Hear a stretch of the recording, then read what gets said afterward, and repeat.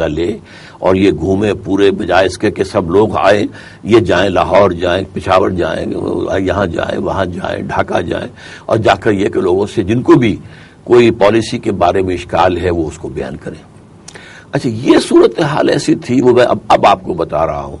کہ لوگ اکثر و بیشتر یہ تو محسوس کر رہے تھے کہ کچھ خرابی ہو گئی ہے،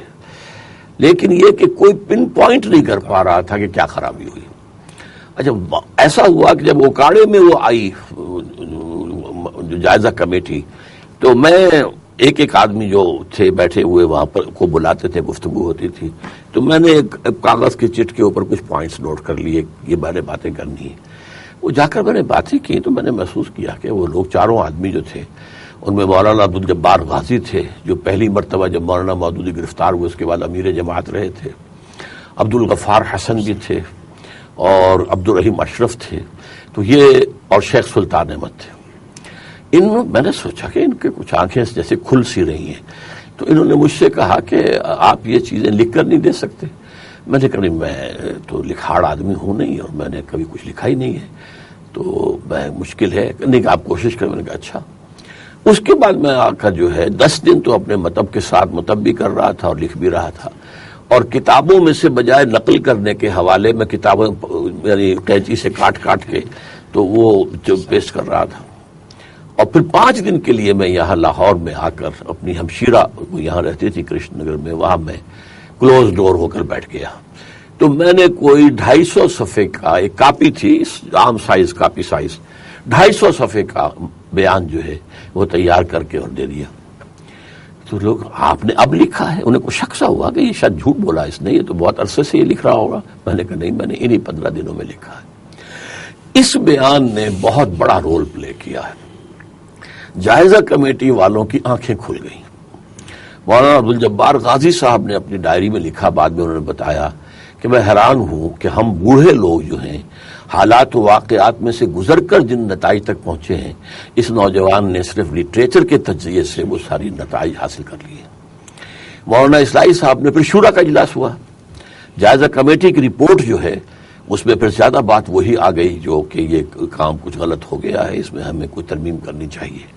اور مولانا اصلاحی صاحب نے مولانا مودودی سے بھی پوری شورا کے لوگوں سے یہ کہا کہ ڈاکٹر اسرار کا جو بیان ہے وہ سب لوگ ضرور پڑھیں۔ اور اس میں اگرچہ مجھ پر بھی بڑی شدید تنقید ہے، لیکن مجھے وہ معلوم ہوا کہ وہ ٹھیک بات کر رہا ہے۔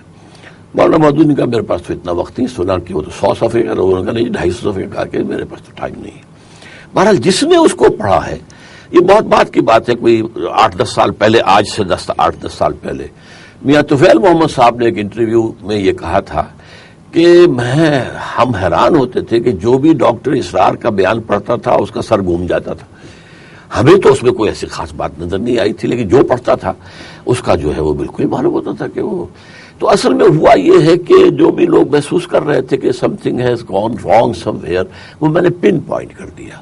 کہ یہ جو ایک ٹرن لیا ہے جماعت اسلامی نے، اس نے در حقیقت وہ پورا معاملہ جو ہے تبدیل کر کے رکھ دیا ہے۔ اس پر وہ اصل میں یہ چند منٹ اس میں لے لوں میں کہ وہ جائزہ کمیٹی میں جب رنگ دیکھا مولانا مودودی نے کہ یہ تو اب میرے رائے کے میرے معتقد لوگ نہیں رہے، انہوں نے جذباتی انداز میں استعفیٰ دے دیا امارت سے۔ اب سب لوگ خوشامد کرنے لگے کہ صاحب استعفیٰ آپ کیسے دے رہے ہیں، اور یہ ہے، اور اسے شائع بھی کروا دیا اخبار میں۔ اس سے ایک بڑی ایکسپلوسو سچویشن پیدا ہو گئی، وفد کے وفد آ رہے ہیں پنجاب کے علاقوں سے، کراچی سے، مولانا واپس لیں استعفیٰ، کیا کر رہے ہیں، پاؤں پکڑ رہے ہیں۔ اور پھر انہوں نے یہ کیا کہ جائزہ کمیٹی کے ارکان کو ایک خط لکھا کہ میں یہ محسوس کرتا ہوں کہ چاہے آپ کی کوئی نیت تھی یا نہیں تھی، لیکن آپ نے ایک سازش کی ہے غیر شعوری طور پر جماعت کے خلاف، تو میں آپ کو آپشن دیتا ہوں کہ آپ یا تو خود مستعفی ہو جائیں شورا سے، یا جن جن حلقوں سے آپ منتخب ہو کر آئیں پھر میں ان کے سامنے آپ کا کیس رکھوں گا۔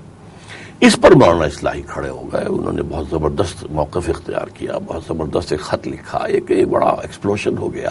اب یہ مد مقابل ہو گئے دونوں، مولانا مودودی اور مولانا اصلاحی، جو 17 برس تک جو ہیں وہ یوں سمجھیے کہ یک جان دو قالب رہے تھے۔ تو اس سے پھر یہ ہے کہ بہرحال اس کے کئی مراحل آئے، پھر وہ باچی گوٹ کا جلسہ ہوا۔ تو یہ اس طریقے سے اس کی تاریخ ہے۔ سر، جماعت اسلامی ایک تحقیقی مطالعہ آپ نے جماعت سے الگ ہونے کے فوراً بعد لکھی؟ قطعاً نہیں، جماعت کے اندر وہی جو جائزہ کمیٹی کا جو بیان تھا اسی کو شائع کیا، لیکن 10 سال بعد شائع کیا۔ 10 سال بعد آپ نے شائع کیا، ایسا کیوں ہے؟ ایسا اس لیے ہے کہ میں یہ سمجھتا ہوں کہ محض تخریب جو ہے وہ جائز نہیں ہے جب تک کہ تعمیر کا پروگرام شامل نہ ہو۔ تو اب ظاہر بات ہے کہ اس وقت تو جب لوگ علیحدہ ہوئے میں انتظار کرتا رہا کہ یہ بڑے لوگ، میں تو آپ جیسا کہ آپ نے کہا میری عمر کل 25 برس تھی جب میں جماعت سے علیحدہ ہوا ہوں، لیکن یہ ہے کہ میں تو کوئی نئی تحریک یا نئی جماعت شروع نہیں کر سکتا تھا۔ امید یہ تھی کہ یہ بڑے لوگ جو ہیں، مولانا اصلاحی صاحب ہیں، عبدالغفار حسن ہیں، عبدالرحیم اشرف ہیں، اور مولانا عبدالجبار غازی ہیں، شیخ سلطان احمد ہے، یہ لوگ اگر سر جوڑ کر بیٹھ جائیں گے تو کوئی ایک نئی تنظیم، نیا ڈھانچہ بن جائے گا۔ وہ نہیں ہوا، لہذا میں نے اس کو روک کے رکھا۔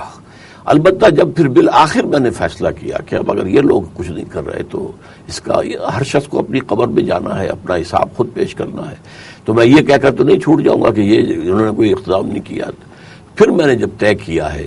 اور یہ ہوا 65 میں، when I was 33 years old، تو پھر میں نے طے کیا اب کم وقت میں مجھے جو بھی ہے اب اپنے طور پر اس کام کو شروع کرنا ہے۔ تب میں چلا گیا تھا سن 54 میں MBBS کر کے منٹگومری جو سائیوال کہلاتا ہے، پھر وہاں سے میں 65 میں منتقل ہوا ہوں دوبارہ اس عزم کے ساتھ اب میں نے اپنی بنیاد پر ایک دعوت دینی ہے اور اس پر تنظیم اور جماعت اٹھانی ہے۔ اس وقت پھر میں نے وہ کتاب شائع کی۔ ڈاکٹر صاحب، جماعت اسلامی اور تنظیم اسلامی دونوں اپنا ایک ہی ہدف بتاتی ہیں، تو یہ جو الگ جماعت آپ کو بنانی پڑی اس کی وجہ صرف یہ طریقہ کار کا اختلاف تھا یا اس کے علاوہ اور بھی کوئی اختلاف تھا؟ چھوٹے موٹے اختلافات تو اور بھی بہت ہوتے ہیں، مثلا وہ جو آئیڈیل دور ہے میرے نزدیک جماعت اسلامی کا سن 39 سے اور تقریباً 50 تک، اس میں بھی مجھے 2 خامیاں نظر آتی تھیں، اور یہ میں نے اپنے اس بیان میں بھی لکھ دیا تھا لیکن اس کو ایمفیسائز نہیں کیا تھا۔ ایک خامی مجھے یہ محسوس ہوئی تھی کہ مولانا مودودی شدت پسند بہت ہیں، وہ تنقید جب کرنے پر آتے ہیں تو جب تک کہ کسی کو کفر تک نہ پہنچا لے تو ان کو اطمینان نہیں ہوتا۔ یعنی متحدہ قومیت کی تحریک تھی جس میں مولانا مدنی رحمۃ اللہ علیہ، مولانا ابوالکلام آزاد وغیرہ، یہ سب پر جو انہوں نے تنقیدیں کی ہیں وہ گویا کہ اس کو کفر اور شرک تک پہنچا دیا، متحدہ قومیت کے تصور کو۔ پھر جب مسلم لیگ پر تنقیدیں کی تو مسلم قوم پرستی کو بھی کفر اور شرک تک پہنچا کے دم لیا۔ تو یہ شدت ہے، ٹھیک ہے اختلافات بھی کرے لیکن اختلاف میں یعنی اس کو اس حد تک نہ لے جائے، جیسے کہ بعد میں پاکستان بننے کے بعد بھی الیکشن میں جب حصہ لینے کا فیصلہ کیا تو امیدواری کو جو ہے وہ ناجائز اور حرام قرار دیا، پارٹی ٹکٹ کو لعنت قرار دیا، ایک نیا بالکل پیرل جو ہے نظام تجویز کیا۔ تو یہ انتہا پسندی ان میں تھی میرے نزدیک، اس کی وجہ سے جماعت کو رکاوٹ ہوئی ہے، اس لیے کہ جن بزرگوں کے اوپر انہوں نے تنقیدیں کی ہیں ان کے معتقدین جو ہے ان کے کان پھر بند ہو گئے جماعت کی دعوت کے لیے۔ دوسری مجھے کمی کا احساس ہوتا تھا کہ اسلام کے موضوع پر تو گفتگو ساری صحیح ہے لیکن ایمان پر ایمفیسس اتنا نہیں ہے جتنا کہ ہونا چاہیے۔ یہ 2 چیزیں تو تھیں، لیکن by and large the movement as such, اس کا جو فکر ہے، اس کا جو فرائض دینی کا تصور ہے، اس کے لیے جو ہے وہ میں ان کے ساتھ ایگری کرتا تھا اور وہ آج بھی ایگری کرتا ہوں۔ لیکن یہ کہ جب جماعت اسلامی نے یہ ٹرن لیا یہاں پر پاکستان میں آ کر، پہلا کام صحیح کیا تھا، دستور اسلامی کا مطالبہ کیا اور اس میں پوری قوم نے ساتھ دیا، مسلم لیگیوں نے ساتھ دیا، چونکہ وہ تو مسلم لیگ کی تحریک ہی کا گویا کہ ایک مانوی تسلسل ہو گیا، اسلام کے نام پر پاکستان بنایا تھا تو اب یہاں پہ اسلامی دستور ہونا چاہیے۔ تو مولانا شبیر احمد عثمانی رحمۃ اللہ علیہ نے اس میں بڑا ڈیسائسو رول پلے کیا دستور ساز اسمبلی کے اندر، لیکن یہ ہے کہ اس کے بعد جو ہے انہوں نے جو ٹرن لیا سن 51 کے الیکشن میں حصہ لینا، اس نے اس کی نوعیت کو بدل دیا۔ ڈاکٹر صاحب، گزشتہ 30 سال میں دین کے حوالے سے جو محنت آپ نے کی ہے وہ آپ کے مخالفین بھی اس کا انکار نہیں کر سکتے، لیکن اس میں ایک تسلسل اور استقامت نظر نہیں آتی۔ مثلا آپ نے انجمن خدام القرآن بنائی، پھر آپ نے تنظیم اسلامی بنا ڈالی، پھر آپ نے تحریک خلافت لانچ کر دی، پھر تحریک خلافت کو ختم کر دیا گیا، تو کیا یہ کسی فکری کنفیژن کا معاملہ تو نہیں تھا؟ ایسا پتہ نہیں ہے، اصل میں تو یہ ہے کہ یہ سٹیپس ہیں کہ میں نے جو کام شروع کیا تھا وہ کسی تحریری بنیاد پر نہیں تھا، جیسے مولانا مودودی کا تو سارا معاملہ جو تھا وہ تحریر کی بنیاد پر